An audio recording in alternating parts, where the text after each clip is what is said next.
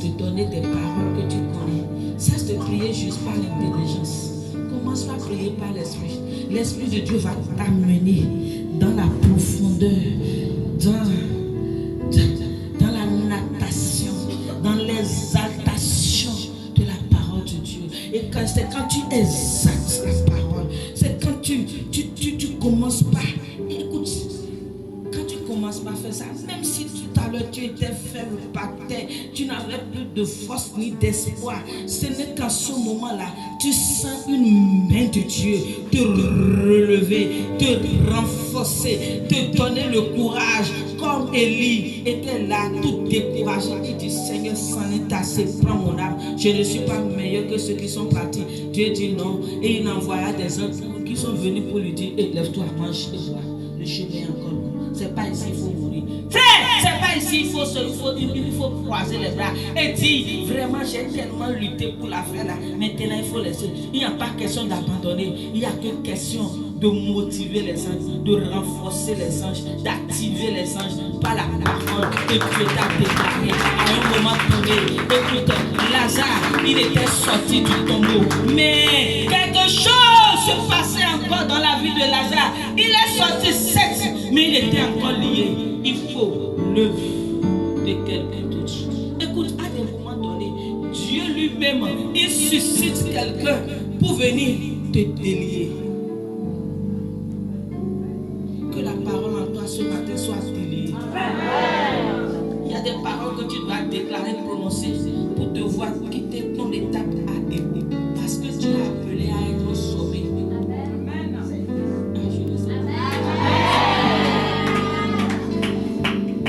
Ma part à moi, c'est le sommet.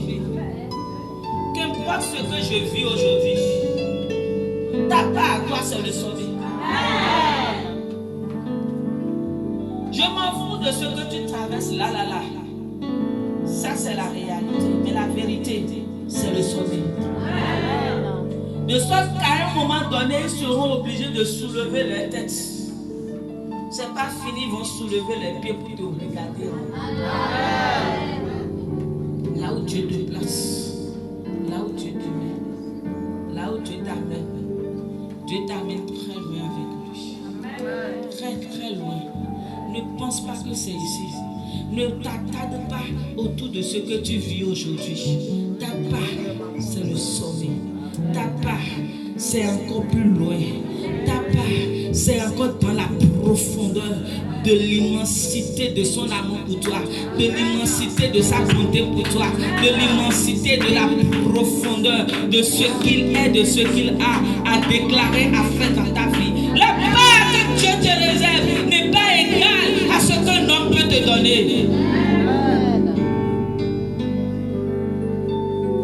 Et pour y atteindre, il envoie des anges pour te conduire, pour te tenir la main.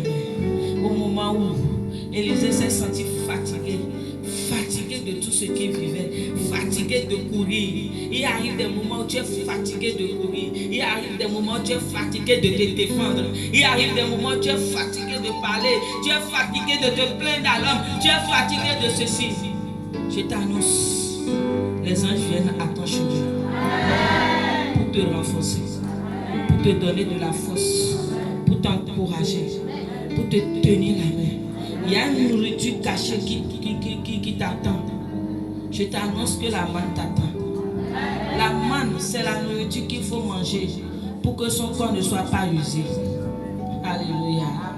Je vous ai dit, le dimanche dernier, la manne était une nourriture de nécessité de l'heure. Elle t'attend. Tu en as besoin. Pendant les 40 ans dans le désert, ils ont mangé. Mais quelle nourriture de la manne pour que leurs vêtements ne soient pas usés. 40 ans à tourner, mais rien n'a manqué à leur vie. La chaussure n'a pas été cassée, ne s'est pas usée, leurs vêtements ne s'est pas déchiré. Il y a une provision divine que Dieu ordonne les anges de porter à ton endroit. Il y a une provision divine. Je déclare qu'il y a une provision divine. Le Dieu de la provision, il ordonne à ses anges. Tu peux manquer le matin, mais je parle à la provision divine. Que cette provision t'atteigne à midi. Que cette provision le soir.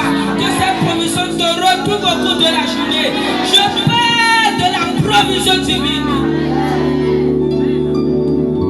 Ça, c'est Dieu qui opère à travers le service, le ministère des anges.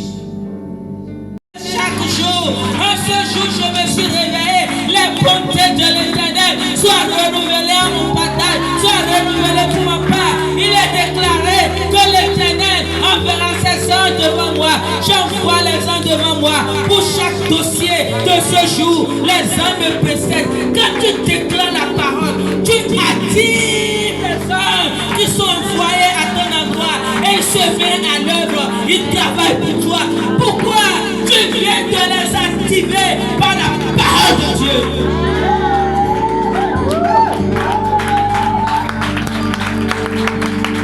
Mes entrailles n'ont pas produit de fruits. Entrailles produisaient de fruits.